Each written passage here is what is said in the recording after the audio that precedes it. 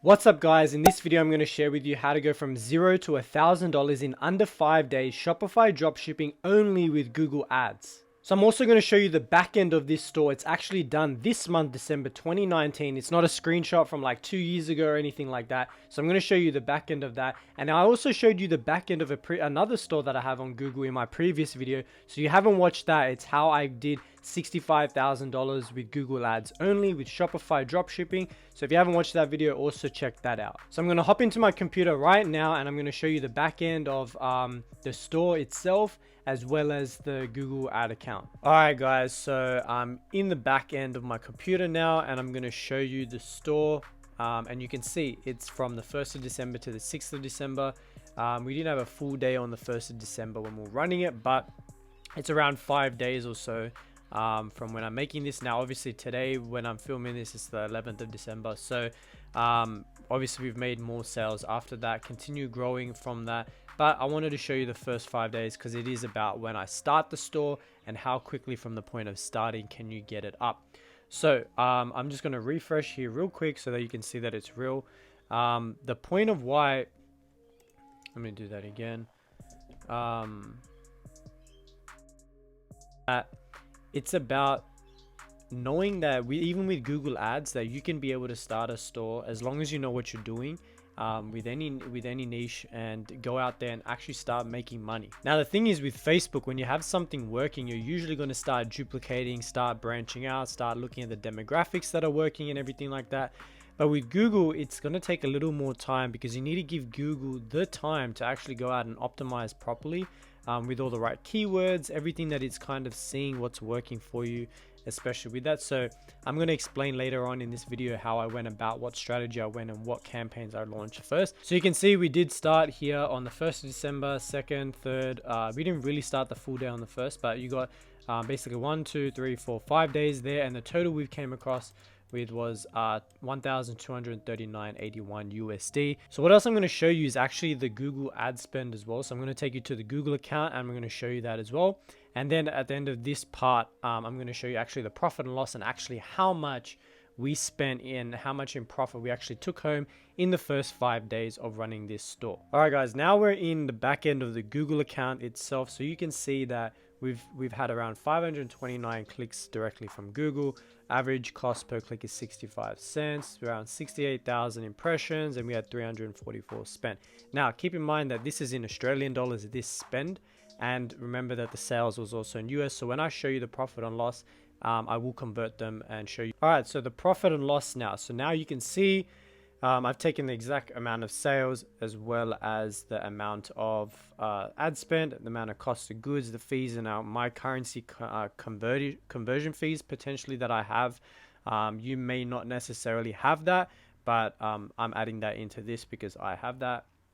And if you're international selling into the US, you're going to run into those issues. So with the sales, you can see that it's 1239.81, which is converted to 1880 Australian.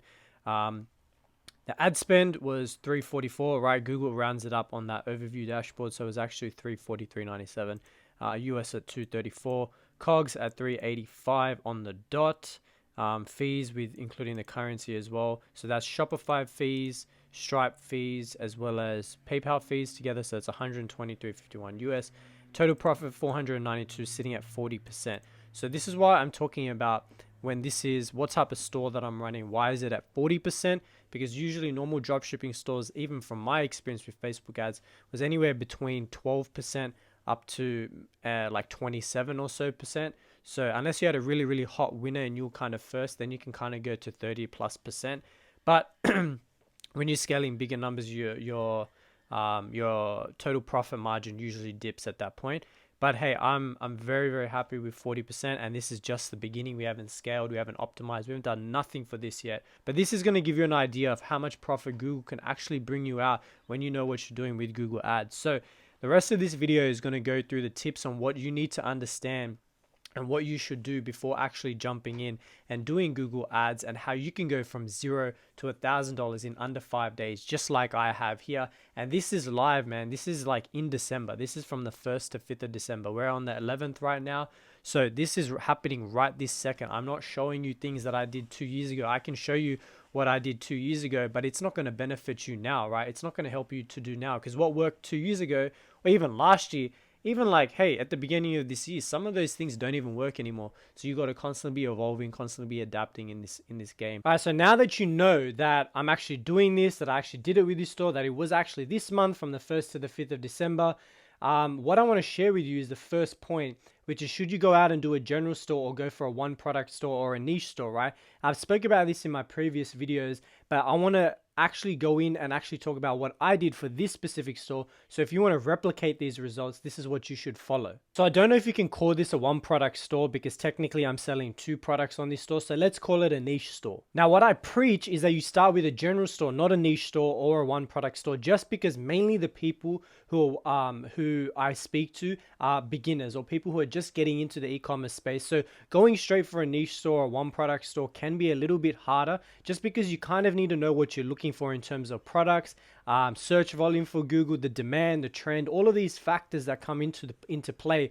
So you have to be careful with when you're trying to build stores for every single product that you want to do, and that you're not just wasting time when you could just be putting them all onto a general store and kind of working through figuring out how this game works. Now, if you do have some experience, maybe you've run products on Facebook and you've been successful in that side, then I highly recommend that you go out there and start one product stores or niche stores with products that you see that have potential. But then you could say, hey, but I want to start a niche store, one product store. I don't want to be uploading products every day into a general store. So this is what I would say to you. I would say, do thorough research before you start a store, because the worst thing you can do is start multiple stores at a time, because it gets harder and harder to manage.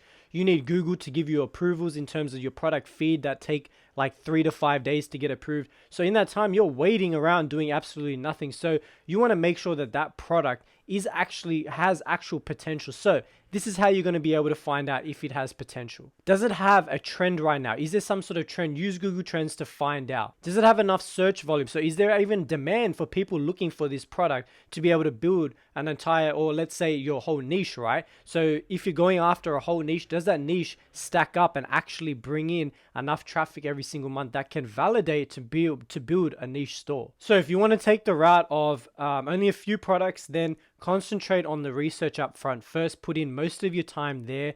Building the store and all of that is probably the easiest part of this whole kind of formula with Google and running ads on it. It's more about researching the product and the demand at the time of the year. So if you don't want to complicate things, then stick to a general store for now, and then move into a niche store later on once you've gained the confidence in knowing how to do this, how to run ads, how to find products and things like that. So tip number 2 is focus on brand. So this store that I showed you is branded, from the logo, to the colors, to the name of the product, right? The sales copy, everything around it is to push the brand and make it an actual brand and not just a product that anybody else can sell. So the biggest difference I've seen with niche stores is that the conversion rate is between 3 and even 7 times better than a general store. So with general stores in the past, for me, I've seen anywhere between 1.5 and 3% at the max.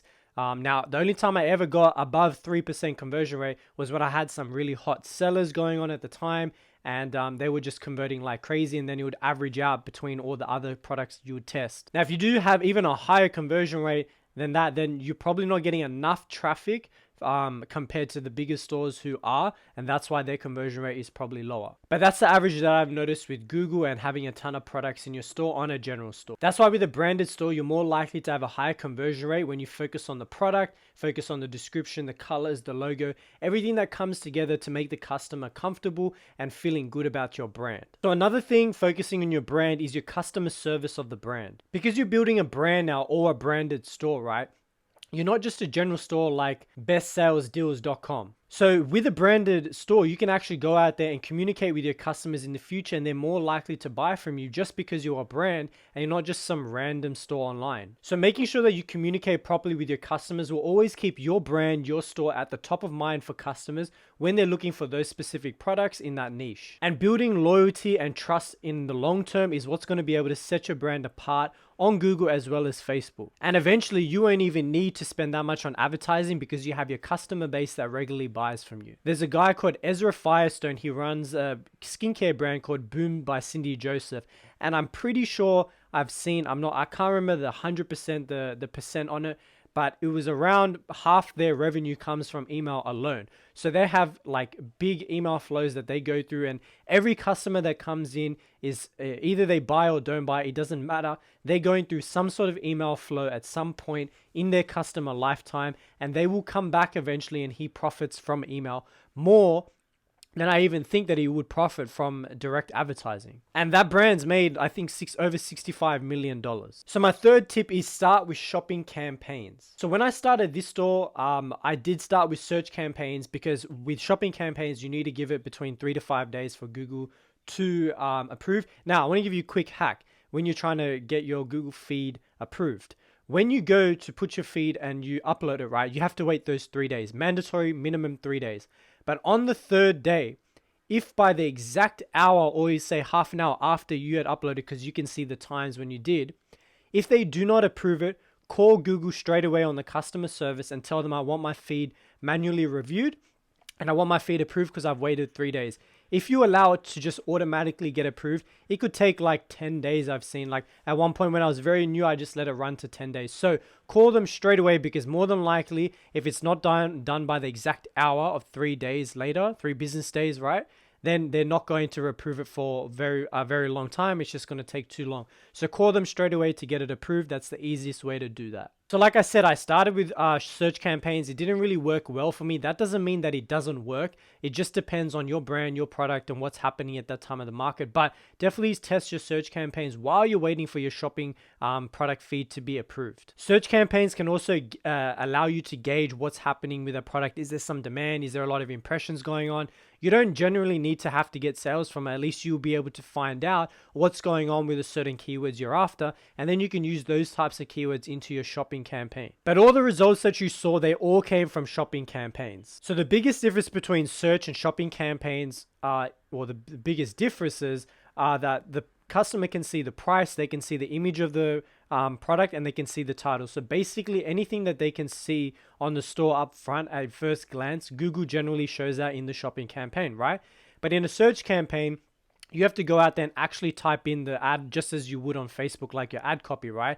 And generally you don't, I've seen that people do put the price in their search campaign. I generally don't, but hey, you can still do that for the customer to know, and that may help you get better quality traffic into your store. But I definitely think that shopping campaign brings in better quality traffic just because the customer makes their decision before they even click the product. They get to see the product price, the title, if it's relevant to what they're looking for, and the image of the product if they even like it. With a search campaign, you can't really see any of these things. So that's generally why I've noticed for myself personally that I don't get as better quality traffic. But later down the track, I will launch search campaigns again with better keywords, and I'll split test a lot more ads to find out what's going to convert, because they do definitely still work. So tip number 4 for your branded niche store is set up a branding campaign. So in another video, I'm actually going to do a walkthrough, a kind of a tutorial on how you can set up your own branding campaign.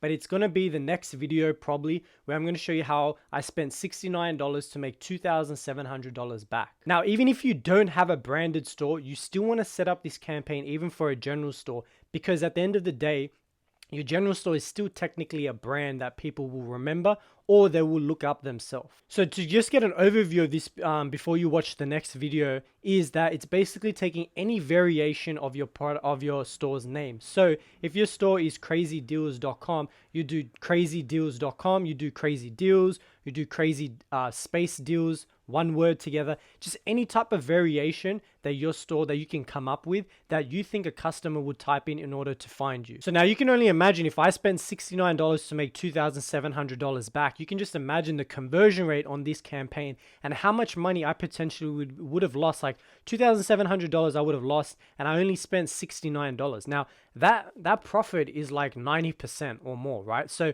you got to be able to, or not 90%, but whatever it is, right? The point is that there's a ton of money to be made off a branding campaign. Now, yes, I did pay for them to come to me initially, because how else would they have known about my store name? But the point is that they potentially only would have cost between 50 cents, maximum $1 to come in, but now they've converted with even less of that. So you really haven't paid much to convert this customer. So it's almost like retargeting that you do on Facebook, right? Where you want to use Facebook as a retargeting platform of people who visited your store.